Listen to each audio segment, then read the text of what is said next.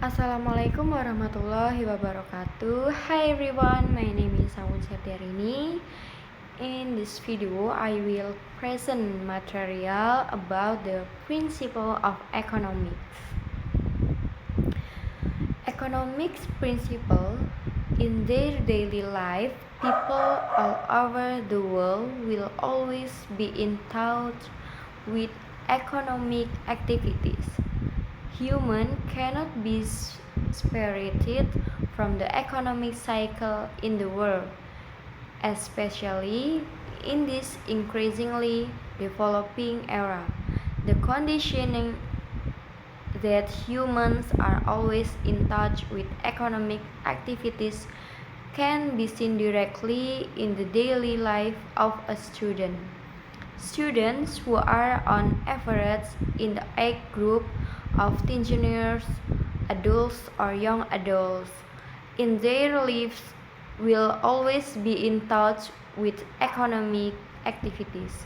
In order to be able to manage their finance and economic activity patterns, a student must be good at utilizing economic principles. Basically, economic activities are based on the principle of allocating input as efficiently and as possible to obtain maximum result. In carrying out economic activities, humans can utilize 10 principles of economic to gain maximum profit at minimal cost. These 10 principles will be the guidelines for humans to carry out and continue the rotation of economic activities in the world. Number one, the first principle of the 10 principles of economics is people face trade-off. The definition of this principle is the need for sacrifice in order to get something. This is proven by the difference between limited resources and unlimited human needs. Limited resources force people to use their resources to meet their more important needs. They sacrifice their other needs that are considered less important. Example of people face trade-off principle. A student who is facing a final semester exam will consider an effective way to use his time. As a priority, the student needs time to study. The student also needs time to go to class. As a result, the remaining time for the student will be little and not enough to go and do other activities. Therefore, he will sacrifice his play time to study and get satisfactory grades. Next, we enter to second principle, namely the cost of something is what you give up to get it. In this case, everyone who makes a decision can make everyone think about what the benefits are and what must be sacrificed in a decisions. Comparing a cost or risk in the decision and getting alternative benefits is very necessary. Example of the cost of something is what you give up to get it principle. If the government makes a new policy, namely the policy of cutting income tax, the opportunity cost is that government revenue should not be used to finance or as a source of funding for several aspects or fields that require government fund. The next principle is rational people think at the margin. A person will think rationally to get the benefits and what are the disadvantages of the chosen opportunity.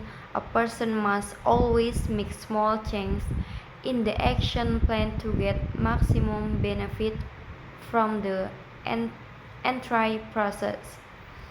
Example of the rational people think at the margin principle. A student who is registered for 1 year of education. However, if he adds another year, he can apply for permanent residence and thus this will take additional benefits.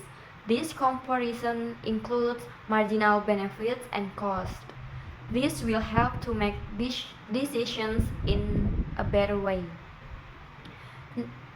The fourth principle of economic principle is people respond to incentive.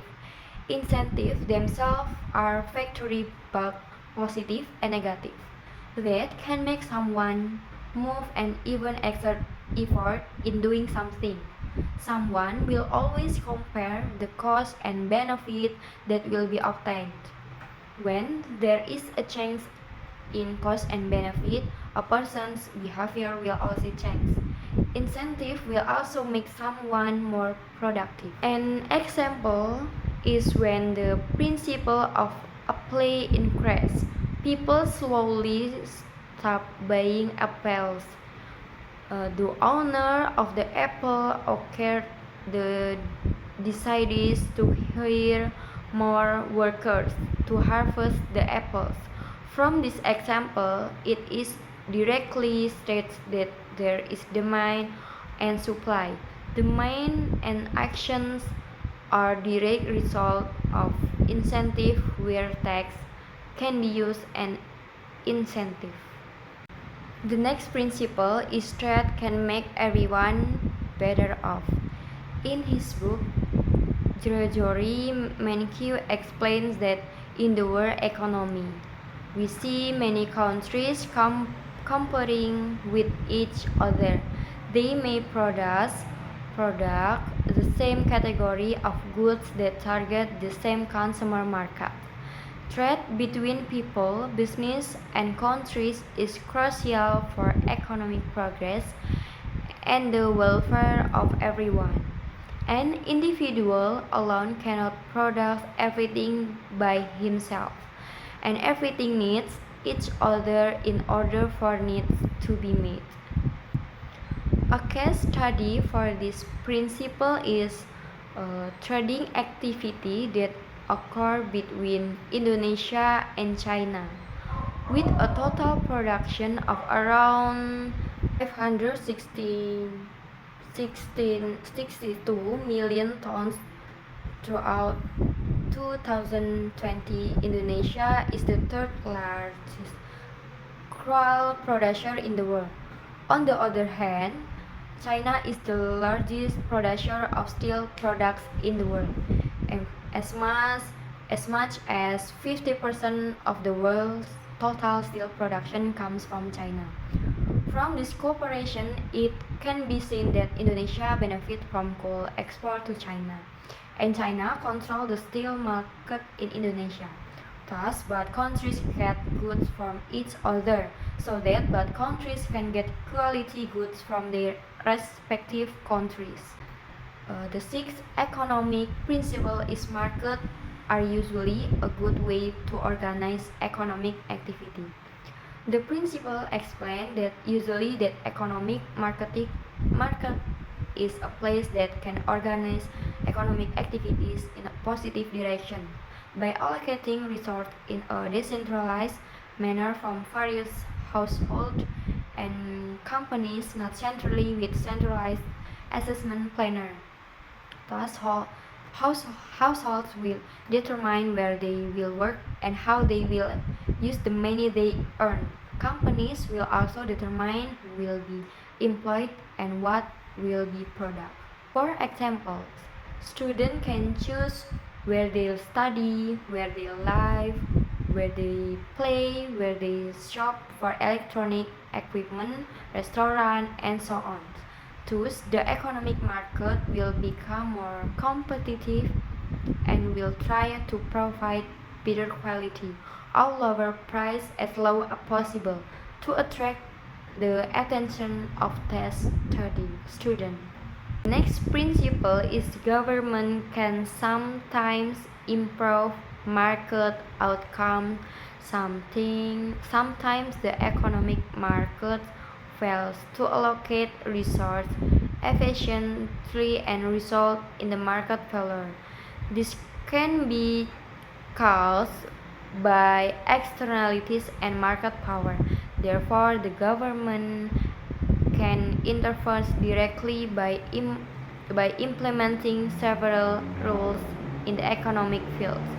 This government intervention can help distribute resources efficiently and fairly for its people. Next is the principle of a country's standard of living depends on its ability to produce goods and services. In the discussion of the eighth principle of economic principle, this principle is included in the subchapter of force and trends that affect how the economy works as a whole. Number 9. Price risk when the government prints too much money is the ninth principle in the 10th principle of economics.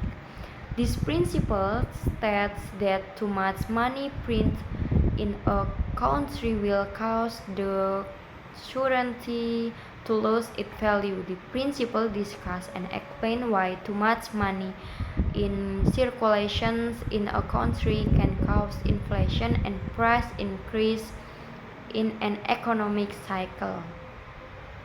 The last principle of economics is society face a short-run trade-off between inflation and employment.